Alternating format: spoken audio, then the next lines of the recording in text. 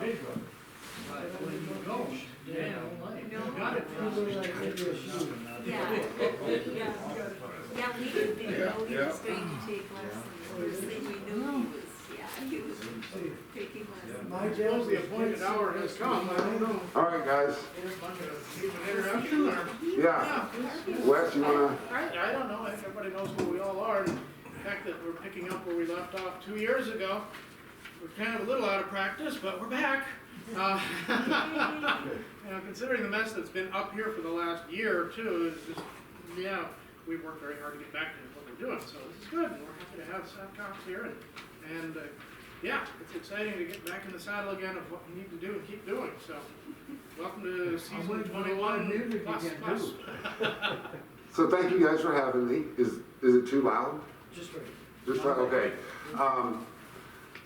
I really appreciate you guys having me here. I will talk a little bit about, this is truly the breadbasket of the world we're living in here. And so a lot of really interesting grains grown and a lot of influence from other countries that came in. So I'm excited to be here and working with grains, and thank you all for having me up here. So a little bit about myself. I was studying chemistry down in Texas, and the flour mill down the road needed a second shift technician, so I went to work there. And I'd always liked fresh baked bread and baking, and found that, not necessarily everyone bakes. I might have to do it myself, And so I was excited, I knew there were two types of flour. There was whole wheat flour and there was white flour. And I get to the flour mill on my first day of my job, and they pull out the 12 types of flour. Wow, and so, well, this flour's for biscuits, this flour's for cake, and this flour's for bread, and, this one's for bagels, really strong bread, and so, wow, it's way more involved than I thought. And the little tiny flour mill had more chemistry and analysis being done than like a massive Stouffer's frozen food plant. Stouffer's frozen food plant might have one chemist and 10 people working on paperwork, regulations, and filling out labels and getting compliance. But a flour mill, on the other hand, you're probably going to have 3 chemists working, even the smallest one, all the time, doing chemical analysis on the grain. The more work you do on the front end, getting it right, the easier it is for the baker. So anyway, that's where I started. Got an exposure to, biscuits and all types of bread. I did that for about 8 years. And then I moved to ConAgra, which at the time was the largest milling company in the United States. And so got a real in-depth exposure to just really highly specialized flour for high-speed bakeries. The ones that make Wonder Buns and McDonald's hamburger buns and Burger King, all the major stuff, and Wonder Bread. And so that was another area of science alone where you had to be really, really precise, because these high-speed bakeries are making 1,000 loaves a minute. And it's time to the minute coming out of the proof box. And so if you mess up the dough, they rack up losses in a hurry, and you hear about it. And so worked for ConAgra for about 8 years, became a regional manager. They moved me to Denver, and I was over the western part of the United States for ConAgra. Did that for about 8 years, and then I left.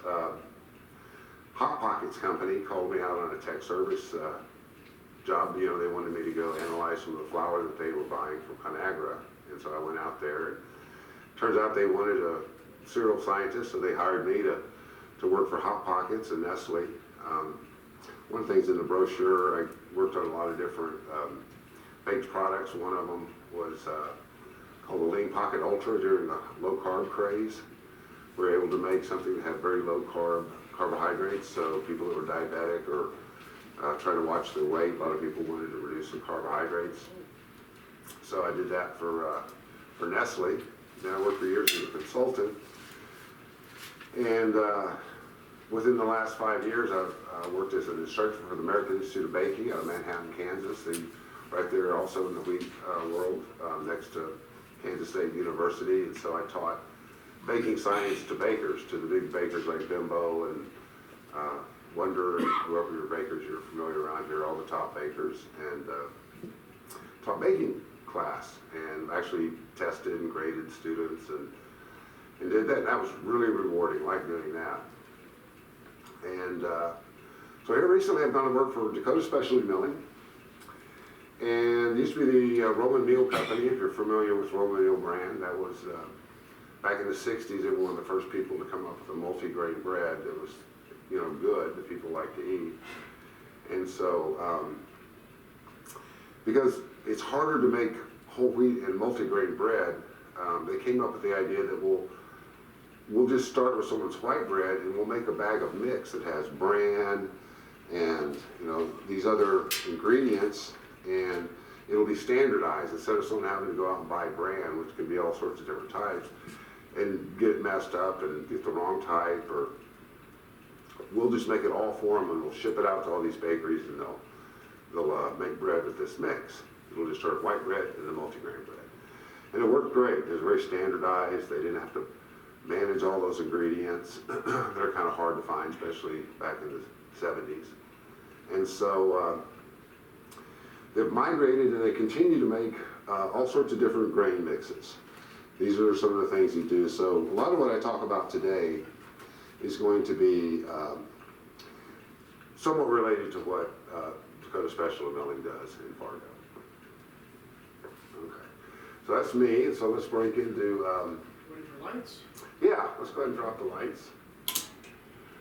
So this is going to be the history of wheat milling and flour and baking and the functionality of key ingredients. It's probably 2/3 bread and about 1/3 cake and cookies and sweet goods. So bread is actually one of the earliest food forms to be actually recorded in history.